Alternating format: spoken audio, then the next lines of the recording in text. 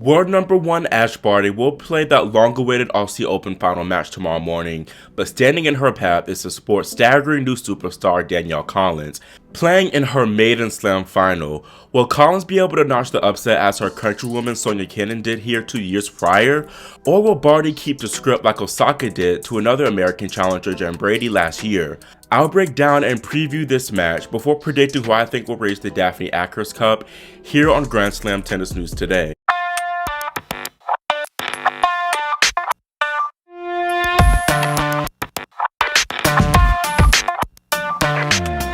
Looking at the head-to-head between these two women, Barty leads at 3-1, but Danielle won their last meeting and in straights during the opening round of Adelaide last year.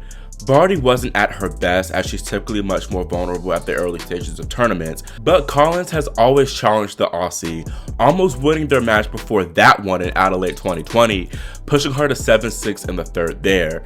Now Barty does have a major advantage in spending over 5 hours on court less than her opponent. This though could be either a blessing or a curse because for one, it could surely help Barty if things do go deeper because she'll have more in the tank.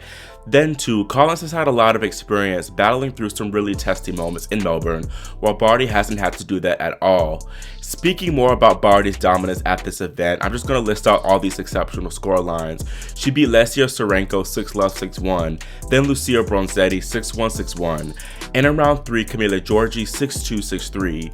Now in the fourth round, Barty was pushed to the absolute limit, losing a whopping 7 games to Amanda Anisimova 4-3. She got it back together though in the quarters, crushing Jessica Pegula 6-2 6-love, before doing the same to Madison Keys, winning 6-1 6-3. The numbers speak for themselves. Ash has been really sublime this tournament, and as I said previously, something's clicked since being 6-4 4-2 down against Coco Gauff in Adelaide, because since then she's been dominant in all of her matches and has only lost serve once, which was to Anisimova. This shows you how well she's been serving this event, and she's continuing to throw down those aces, averaging around 7 to 8 per match. The biggest thing to me though is how she's been able to protect her serve with her purposefulness. She told the press that she primarily thinks about how she wants her serve to set herself up for that following shot. 9 times out of 10 she's looking for that forehand, and her precise serving placement has allowed her to dictate and dominate with that very shot. Then we can't forget that slice backhand, which has been an equally important weapon. Her opponents have not handled that shot well at all, some of which is due to the fact that they don't have solid slice backhands themselves. Barty's slice does well to neutralize her opponent's pace and prevents power players, like Keys for example, from going on the offensive. Meanwhile, it gives her the chance to better construct the points and ultimately finish with that devastating forehand. Meanwhile, Collins got through her opening 2 rounds without too much hassle, before being pushed to 7-5 in the third by talented young Dane Clara Towson. She had to survive a similar scenario, advancing past Elise Mertens 4-6 6-4 6-4. Now from here on out, she's played by far her best tennis of the tournament, dominating Elise Cornet 7-5 6-1 before doing the same to Iga Swiatek, dismantling the pole 4-1. Danielle has played pretty much the same throughout the whole tournament, going for that first strike tennis approach, playing almost instinctively to gain control. The backhand, as always, has been a huge weapon for the American, being able to hit winners off that side from nearly any part of the court. The forehand, while not a huge weapon of hers, is much improved and allows her to both stay in the points longer and finish them off efficiently. As I mentioned earlier, Collins has excelled these last 2 rounds. The difference to me has been Danielle's ability to sustain her high levels of tennis for longer periods. Against Towson and Mertens, she'd waver between playing really well one moment, then pretty poorly the next. Against Cornet and Swiatek, we saw a much steadier level of tennis, and she was like a freight train, just bulldozing through those second sets. Although Collins isn't the best volleyer in the world, she wasn't afraid to take balls out of the air and finish at net, which has been a good move for her. She's also been going for more on her second serve lately and has been pulling it off, hitting a few second serve aces versus Swiatek during their semi. Looking at the highlights of their Adelaide match from last year, Barty's serve clearly was not on at all. She wasn't hitting her spots, nor was she striking taking it with that same conviction. Now, giving Ash the benefit of the doubt, she did make a lot of serve improvements between that Aussie Summer Swing and Miami. I also thought that she played far too passive and didn't do as much damage with the forehand, many of her shots landing short.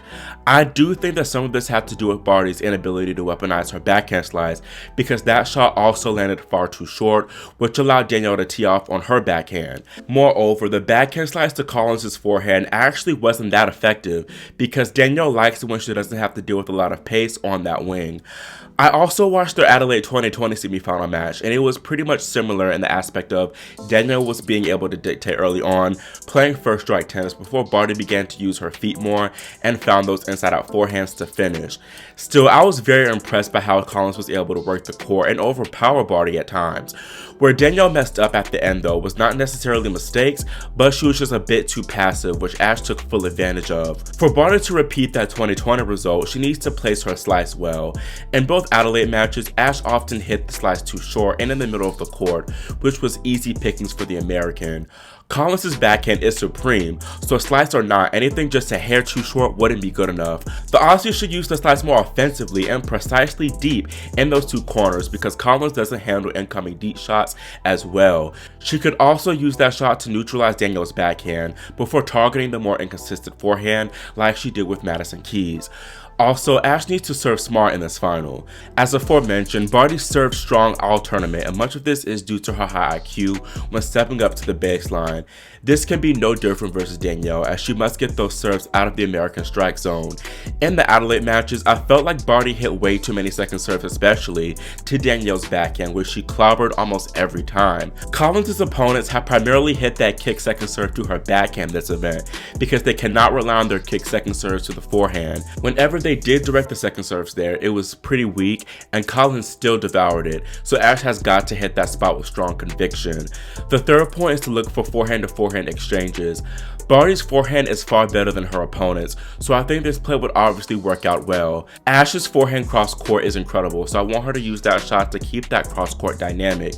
The top seed must also consistently hit deep when targeting that forehand, because if not, Danielle can easily change directions up the line to give herself that long desired backhand. Next, Ash needs to make a conscious effort to hang in there for those first two shots when receiving Collins' serve, because the chances of her winning the points increase as the rallies get longer. She did this incredibly well against Keys, who has a lower shot tolerance, and it made life so difficult for the American on serve. Lastly, I tell Ash to get Collins on the move as much as possible, as the 27 seed is practically unplayable from the ground. Whenever she does have time, it isn't stretched out. Collins isn't a terrible mover, but it's definitely not one of her strong suits, so I think if Ash is able to neutralize her power, she should almost instantly begin moving her all around the court. Meanwhile, Danielle needs to do her best to make as many effective returns in play as possible versus Barty. By effective, I don't mean they have to be winners, but Danielle has to at least gain neutral ground so that Ash doesn't dictate the entire time. Doing this would also put more pressure on Ash and challenge her on serve, which is something Keys failed to do. Ash is going to be by far the best server that Danielle's played thus far, so it will be difficult to make that adjustment. The second point I have for Collins is to battle through and withstand those forehand to forehand rallies to try to keep Ash from doing damage before attacking deep to the backhand and coming in off of it. This has been a successful strategy for players in the past when facing Ash, as the world number one still isn't a great passer off that backhand wing. I'd also tell Danielle to look to end the point as early as possible and set herself up for 1-2 punches. Collins executed the serve +1 to a T in Adelaide, which helped her get those easier holds. She did this by directing a good number of first serves to the Barty backhand before finishing off the shorter response. Throughout the event, she's been favored in practically each match and rallies fewer than 4 shots, so Collins needs to seek any little opening to end the points quickly. With that, Danielle needs to be able to change it up when that plan A goes astray. Collins won't be able to get away with ball bashing each point, so she needs to do things like vary the spins and pace of her shots, and maybe even moonball like Shelby Rogers did at New York. Then lastly, Danielle has to be opportunistic during this final. She's done a better job of this the past few rounds, but Collins has a tendency to start strong in her matches, going up a break or two before letting her foot off the gas and allowing her opponents to come right back. This cannot happen at all against Ash, who's been extremely opportunistic herself, often fighting off a barrage of game points before breaking her opponent's serve and ultimately spear it. For my final match prediction, I believe Ash will defeat Danielle Collins in 2 sets. My basis for making this pick is due to the fact that there will be some less surprises and unknowns for Ash in this final. She's a 2-time slam champ to start and has performed exceptionally well in these big final stages. Meanwhile, Danielle's biggest final was the 500 last year, and she almost choked that one away due to the pressure. Barty has a huge advantage in being used to the nighttime conditions. I think the tournament was extremely deliberate in giving her 5 night session matches ahead of the final. Meanwhile, Collins played 1 match at night during the semifinals, and the roof was closed there.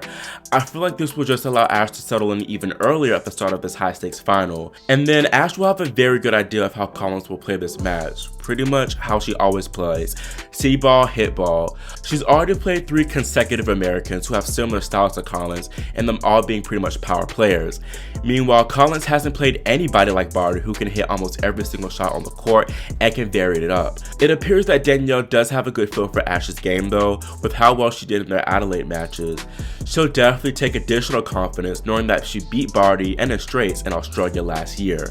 The stage will be very different though, as a packed Rod Laver arena will be basically 100% for Barty. Throughout the tournament, Collins has felt most of the crowd support during her matches, especially with that group of like 10 guys loudly cheering her on in each match. I have a feeling that they'll be drowned out a bit tomorrow morning. Now, the Aussie crowd obviously gives Ash an added advantage because she can fall back on that much needed support when things are tight here. However, this could also increase the nerves because she knows history is on the line. An Australian hasn't won in Melbourne in nearly 45 years, back when Chris O'Neill did it in 1978. On the other hand, like with Sabalenka in 2018, the crowd could antagonize Collins, who won't be afraid to let them know how she feels. Danielle is crazy, but she's oddly enough one of the most mentally tough players on tour right now, and seems to elevate during moments of adversity. Then again, this is a whole new setting playing in her maiden slam final, so the crowd and occasion will either make or break her, I feel. Ash has just looked on a mission this entire event and hasn't shown much emotion at all, just keeping her head down and focusing on the task at hand. I wonder if this will change as she plays perhaps the biggest match of her career. Nerves could come into play, and there's a strong possibility of Ash wavering and giving Collins a set or even 2.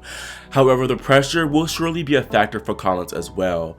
With Ash's greater experience throughout her career and greater level of play throughout this event, I think that she'll be making Australia extremely happy tomorrow morning. Regardless of what happens though, both women even being in this final is a win in itself. First, Barty, who continues to prove herself as the dominant world number 1, plus her ability to come back and reach her home final after leaving the game previously due to pressure and expectation is amazing. Then Danielle, who's far from the trenches of being a bench warmer her freshman year of college to reaching a Grand Slam final and cracking the top 10. Also, she's been dealing with endometriosis, a painful chronic condition that impacts a woman's uterus. This has forced her to draw back her tournament schedule, which is why she didn't play any lead-up events in Melbourne. And doing all this sponsorless nonetheless? Incredible. I love Collins deeply, and I've been rooting for her hard for nearly 2 years now. I told people last year that she was coming for this tournament, and even though I kind of reneged on that because she didn't play any lead-up events, I was right nonetheless. That's all for this video, and let me know in the comments whether you agree or disagree with me having Barty claim the title. Also, make sure you subscribe and click the notification bell so you're notified whenever I post a recap to this final and the men's final preview. Thanks for watching, and I'll see you soon here on Grand Slam Tennis News Today.